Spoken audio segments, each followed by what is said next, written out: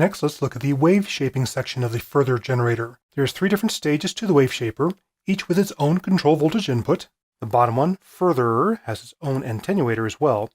The other 2 kind of want a 0 to 5 volt scale. You might need to attenuate those, and I'll show that later.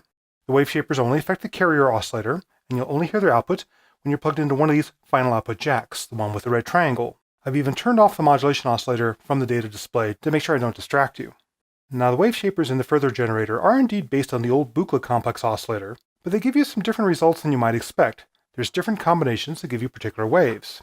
Put the mode back into drone mode, so we hear what's going on. The default setting is to put all of these at full counterclockwise. That gives us a sine wave. And don't do the 4th one as well. That will turn the attenuverter for further to full negative, and you'll start getting some enveloped effects. At this setting, both the Symmetry and Furthrrrr work as a wavefolder.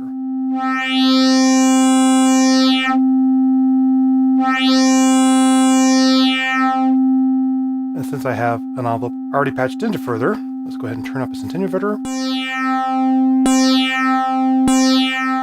Nice sound. Drives it quite hard. So you might want to use smaller amounts for more subtle sounds. Almost triangle wave-ish there. I'll turn that amount down for now. There we go. You start getting variations depending on different settings of these controls. I mean, you just go ahead and turn them randomly, but sometimes it'll seem like one control doesn't do anything. But let's start with a known set of controls. We already know that Furthrrrr works as a wavefolder, but then order changes exactly what happens underneath this control. If I turn order over to full clockwise, I get something a little bit closer to a sawtooth wave. Once I have order at full clockwise, Furthrrrr now becomes a depth, just as it did as the depth for its wavefolding. And Symmetry changes the shape of that waveform. When something is very square wave-ish, very symmetrical, to something that's rather asymmetrical. Notice that it's marked as even and odd harmonics. Sawtooth waves have even in addition to odd harmonics. Square waves have all odd harmonics. You can envelope the Symmetry depth. Let's go ahead and repatch.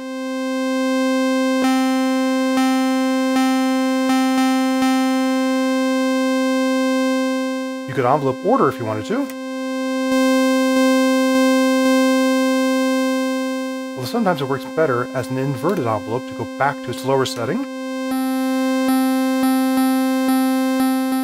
Let's go ahead and turn the drone off so you hear those a little bit more dramatically. Whoops. Positive envelope for that one.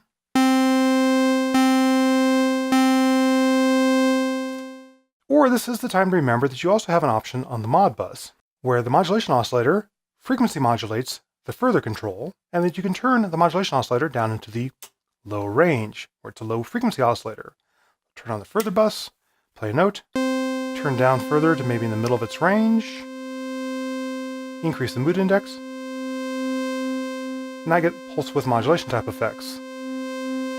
Now you notice the amplitude did drop, and that's the problem with some of these combined settings, these controls.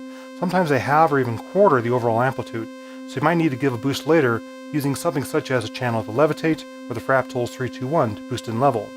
But there, by using the internal modulation oscillator, you can get, LFO effects. I'll go ahead and turn that back down, get back to where I was.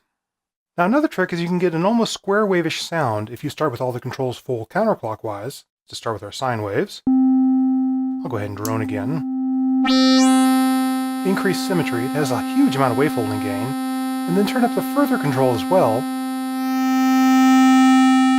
which cleans it up almost to being a square wave, particularly if you add just a touch of filtering.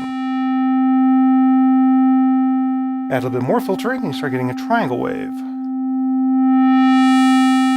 Again, you can start modulating one of these controls to get some subtle timbre changes. That's kind of like a pulse width modulation between a narrow notch and a wider notch. Or, as we like to do with pulse width modulation, you can envelope it.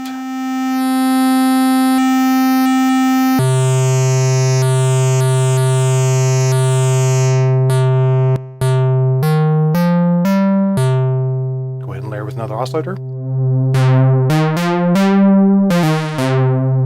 Nice thick sound there. Or if you're the type of person who just likes to twist knobs, you can just come up with various combinations of these and create some interesting sounds. Let's go ahead and set a little arpeggio here. Start playing around with some enveloping.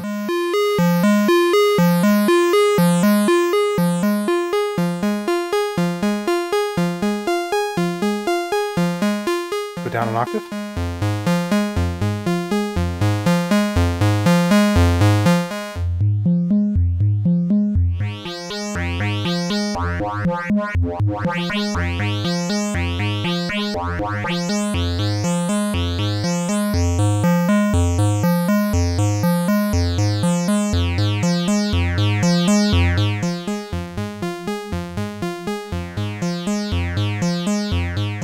And we haven't even brought in tricks like frequency modulation, etc.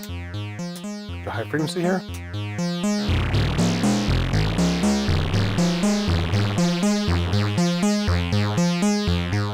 Maybe some envelope depth.